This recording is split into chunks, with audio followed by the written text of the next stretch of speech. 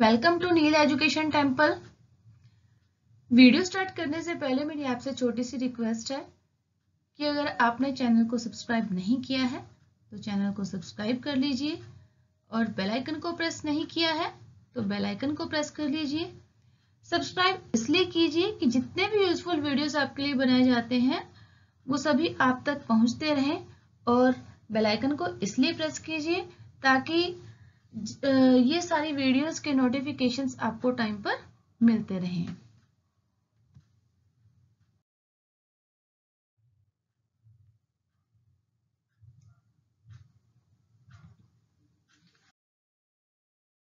So let's get started.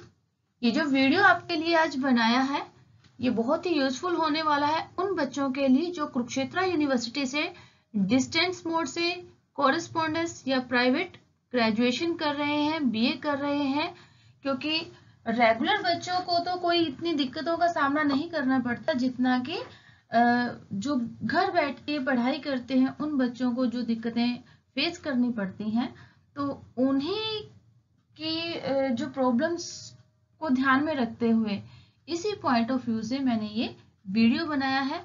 और आगे भी ये सारी चीजें कंटिन्यू रहेंगी।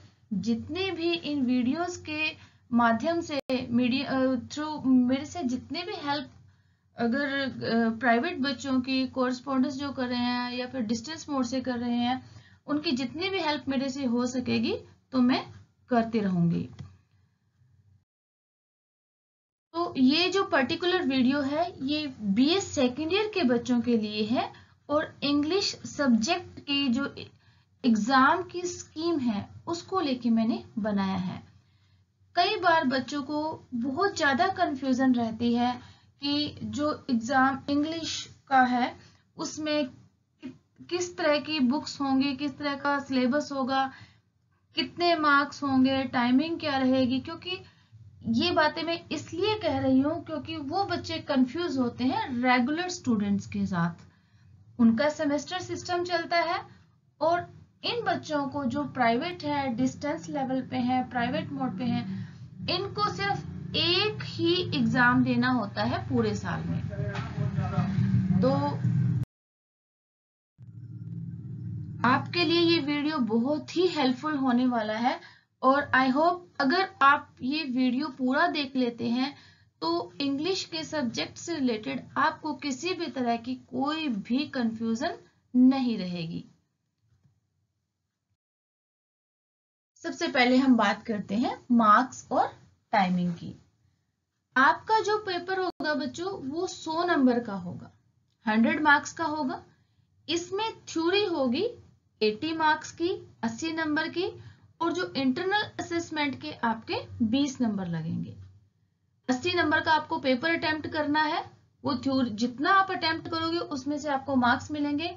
और इंटरनल असेसमेंट जैसे कि रेगुलर बच्चों की लगती है 20 में से कुरुक्षेत्र यूनिवर्सिटी अपनी मर्जी से आपकी जितने भी आपकी परफॉर्मेंस है, जितने मार्क्स आए हैं उसके अकॉर्डिंग आपको 20 मार्क्स में से वो मार्क्स देंगे और उनमें से वो टोटल जोड़ के जितने आपके बनेंगे 100 में से आपको मार्क्स दिए जाएंगे। और टाइमिंग रहेगी आपकी 3 आवर्स, यानी 3 घंटे का पेपर होगा और 100 नंबर का होगा, जिसमें से 80 नंबर का आपको लिखना है और 20 नंबर की असेसमेंट यूनिवर्सिटी अपने पास से आपको देगी। नेक्स्ट जो आपके पास टेक्स्ट होगा, प्रिस्क्राइब्ड आपका टेक्स्ट है, आपकी बुक्स हैं, वो 2 बुक्स होंगी, 2 किताबें होंगी जो आपको पढ़नी है। पहली होगी फ्रेग्रेंसेस और दूसरी है सेंटर स्टेज। याद रखना कि 2 बुक्स आपको पढ़नी है, फ्रेग्रेंसेस और सेंटर स्टेज। और तीसरी चीज मैंने यहाँ पे नहीं लिखी, ग्रामर, जो कि आनी ही आनी होती है। अब इंस्ट्रक्शंस की बात करें, आपके पास 5 क्वेश्चंस होंगे। There will be 5 questions. All questions are compulsory. 5 questions आपको दिए होंगे और सभी के सभी क्वेश्चन आपको कंपल्सरी होंगे, यानी कि सारे आपको करने होंगे। क्वेश्चन नंबर 1, पहला क्वेश्चन, पहला प्रश्न क्या होगा? एक्सप्लेनेशन ऑफ वन स्टैंजा और passage out of the given two each one from fragrances and center stage with reference to the context। और ये कितने नंबर का होगा? 8 मार्क्स का होगा। 8 नंबर का क्वेश्चन होगा। पहला क्वेश्चन आपको इसमें एक स्टैंजा दिया होगा और एक पैसेज दिया होगा। स्टैंजा किससे होता है? पोएम से, कविता से, और पैसेज होता है आपका प्रोज से, प्रोज सेक्शन यानी लेसन से। तो दोनों बुक्स में से आएंगे फ्रेग्रेंसेस और सेंटर स्टेज। एक में पोएम्स है और एक में लेसन्स है। आपकी मर्जी है, चाहे आप लेसन्स प्रिपेयर कीजिए, चाहे आप पोएट्री प्रिपेयर कीजिए। जैसे हम हिंदी में पढ़ते थे सप्रसंग व्याख्या, वो आपको यहाँ पे करनी है। प्रसंग भी लिखना है, व्याख्या भी लिखनी है, और नीचे आपको उसका विशेष भी देना है, जो रेगुलर बच्चे देते हैं, और इसी वजह से उनके मार्क्स आते हैं। आपको ये 8 नंबर लेने हैं और बहुत ही अच्छे से लिख के आना है, यानी कि रेफरेंस भी देना है, एक्सप्लेनेशन भी देना है, और क्रिटिकल एप्रिसिएशन भी करनी है।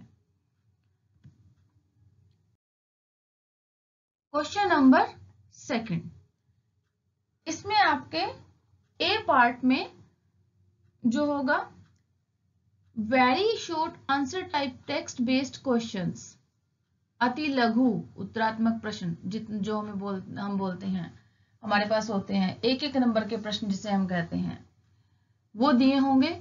Students will be required to answer any 6 out of the given 8 questions based on both the textbooks in a word, phrase, sentence। और ये कितने नंबर के होंगे? 6 नंबर के होंगे। 6 मार्क्स के क्वेश्चन होंगे। आपके पास 8 क्वेश्चंस, 8 प्रश्न दिए होंगे, जिसमें से आपको 6 करने हैं, और ये 1-1 नंबर के होंगे। इसमें आपको फ्रेज, एक छोटे से शब्द में भी इसका उत्तर हो सकता है, वाक्य में भी हो सकता है, और एक जो यानी वर्ड में, फ्रेज में और सेंटेंस में। ठीक है। क्वेश्चन नंबर सेकंड क्वेश्चन का B part, students will be required to attempt any 4 out of the given 6 questions based on both text books in 100 words each। अब दोनों बुक्स में से क्वेश्चन पूछे जाएंगे। 100 शब्दों में आपको प्रश्न का उत्तर देना है। 6 आपको प्रश्न दिए जाएंगे, उनमें से 4 आपको अटेम्प्ट करने हैं। Short answer type questions also may not be the same as given in the exercises. तो 12 नंबर के क्वेश्चन होंगे। 6 आपको क्वेश्चन दिए जाएंगे, जिनमें से आपको 4 अटेम्प्ट करने हैं। 3-3 नंबर वाले क्वेश्चन होंगे ये। ठीक है, 3 चौके 12। तो जरूर, और एक बात इन्होंने लिखी है, आप कहें कि ये तो बुक में से नहीं आया, ये किसी बुक में से नहीं मिलेंगे, आपने जो भी चैप्टर पढ़ा है, जो लेसन पढ़ा है, जो स्टोरी पढ़ी है, जो पोएम पढ़ी है, जो उसकी एक्सरसाइज है, उसमें दिए हुए क्वेश्चन है, ये जरूरी नहीं कि वो उन्हीं में से हो। आपकी समझ के ऊपर बेस आधारित प्रश्न भी पूछे जा सकते हैं। आपने समरी पढ़ी है, आपको बना के भी क्वेश्चन दे सकते हैं, वो डरने की जरूरत नहीं। लेसन पढ़ा होगा तो आप प्रश्नों के उत्तर देंगे। अब थर्ड क्वेश्चन की बात करते हैं। Long answer type question based on both the text books to be answered in about 200 words on any one of the given 2 questions. The questions will be designed to test the candidate's critical understanding of the text. जो third question होगा वो निबंधात्मक प्रश्न होगा, ऐसे type question होगा। ये भी internal choice के साथ आएगा। 2 क्वेश्चन दिए होंगे, दोनों में से एक करना होगा, और 200 शब्दों में आपको प्रश्न का उत्तर लिखना होगा। बहुत अच्छी चीज यहाँ पे है, 2 बुक्स आपके पास है, सेंटर स्टेज है और फ्रेग्रेंसेस है। इनमें से किसी भी एक बुक से आप ऐसे टाइप क्वेश्चन तैयार कर सकते हो। ठीक है, ये आपकी क्रिटिकल अंडरस्टैंडिंग को टेस्ट करेगा कि आलोचनात्मक समझ आपके अंदर कितनी है। तो बहुत ही इजी क्वेश्चन, इजी चीजें हैं, आराम से आप स्कोर कर सकते हो। Question number 4, grammar based. This question will be based on the grammar topics discussed in the textbook fragrances. अब हम बात करते हैं फ्रेग्रेंसेस बुक की। इसके अंदर, इसके अभ्यास में, इसके एक्सरसाइज में जितने भी ग्रामर टॉपिक होंगे उसके ऊपर आधारित प्रश्नों के उत्तर आपको देने होंगे। ग्रामर यानी फ्रेग्रेंसेस से आएगी। The sentence will not necessarily be the same as given in exercise. Same चीज जो हमने प्रीवियस क्वेश्चन में देखी है कि जरूरी नहीं कि आपसे टेक्स्ट की एक्सरसाइज वाले क्वेश्चन ही पूछे जाएं। टेक्स्ट की एक्सरसाइज में जो दिए हुए क्वेश्चन है वो ही आपसे पूछे जाएं। वो सेंटेंस सेम नहीं हो सकते, बना के भी वो दे सकते हैं। Students will be of required to attempt any 15 out of the given 20। आपको 20 सेंटेंस, 20 वाक्य दिए होंगे। उन 20 सेंटेंसेस में से आपको 15 यानी 15 वाक्य, 15 सेंटेंसेस करने हैं। क्लियर? नेक्स्ट 4th क्वेश्चन का बी पार्ट है, ये आपका राइटिंग स्किल का होगा।